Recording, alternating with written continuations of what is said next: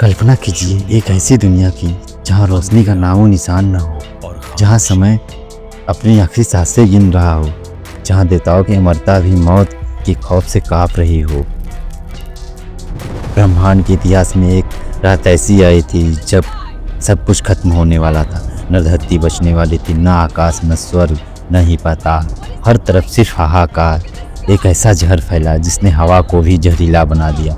सोचिए, उस वक्त जब सृजनहार ब्रह्मा और पालनहार विष्णु भी मौन हो गए थे, तब उस महाविनाश के सामने कौन खड़ा हुआ? कौन था वो जिसने मृत्यु को अपनी मुट्ठी में भींच लिया?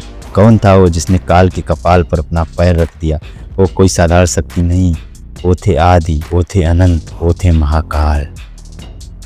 और वो रात कोई आम रात नहीं थी, वो थी महाशिवरात्रि। लोग कहते हैं महाशिवरात्रि एक त्यौहार है, लेकिन सच तो ये है कि यह त्यौहार नहीं, यह कृतज्ञता का दिन है। क्यों? आखिर क्यों? याद है वो समुद्र मंथन? अमृत के लालच में देवताओं और असुरों ने समुद्र को मथ तो दिया, लेकिन अमृत से पहले निकला हलाहल विष। ऐसा विष जिसकी एक बूंद, सिर्फ एक बूंद पूरे ब्रह्मांड को भस्म करने के लिए काफ़ी थी। जब सब पीछे हट गए तब भोलेनाथ आ गए आए।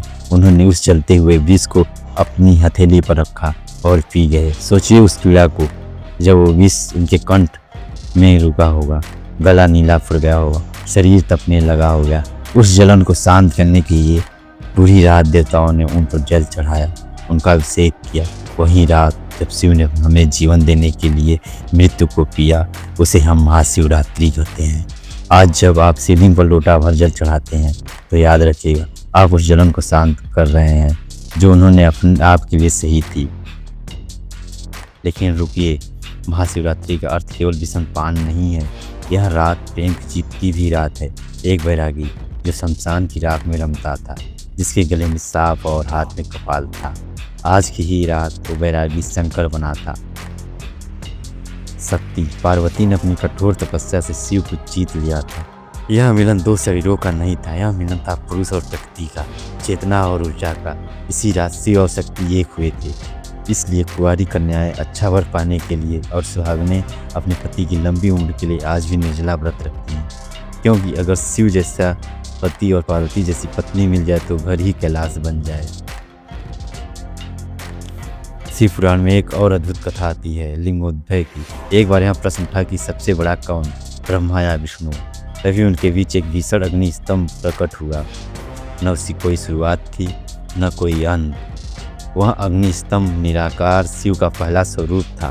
फागुन कृष्ण चतुर्दशी की इसी रात को शिव पहली बार लिंग रूप में प्रकट हुए थे। लिंग का अर्थ है प्रतीक। वह निराकार शक्ति जो दिखाई नहीं देती पर है हर जगह। इसलिए महाशिवरात्रि पर शिवलिंग की पूजा का इतना विशेष महत्व है। हम उस अनंत अग्नि की पूजा करते हैं जो हमारे भीतर भी जल रही है। दोस्तों, हमारे ऋषि मुनि सिर्फ भक्त नहीं, महान वैज्ञानिक भी थे। उन्होंने हजारों साल पहले जान लिया था कि महाशिवरात्रि की रात को ग्रहों की स्थिति ऐसी होती है कि पृथ्वी की ऊर्जा सेंट्रीफ्यूगल फोर्स की वजह से ऊपर की ओर उठती है। अगर आप इस रात अपनी रीढ़ की हड्डी सीधी रखकर जागते हैं तो वो ऊर्जा आप इस दिमाग और चेतना को जागृत कर दे सकती है। इसलिए कहा जाता है जागते रहो। यह रात सोने के लिए नहीं, यह रात अपने आप को जगाने के लिए है, अपने भीतर के शिव को जगाने के लिए है। तो क्या आप तैयार हैं? सिर्फ एक रस्म निभाने के लिए नहीं, बल्कि शिव को महसूस करने के लिए।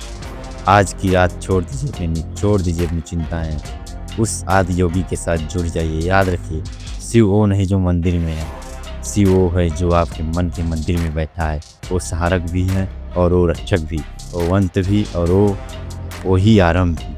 अपनी दोनों भुजाएं उठाइए और उस महाकाल के जयकारे से आसमान को बुझा दीजिए। बोलिए हर हर महादेव। दोस्तों, आपको ये वीडियो कैसी लगी कमेंट करके जरूर बताना। और हाँ, लाइक सब्सक्राइब करना भी ना भूलना।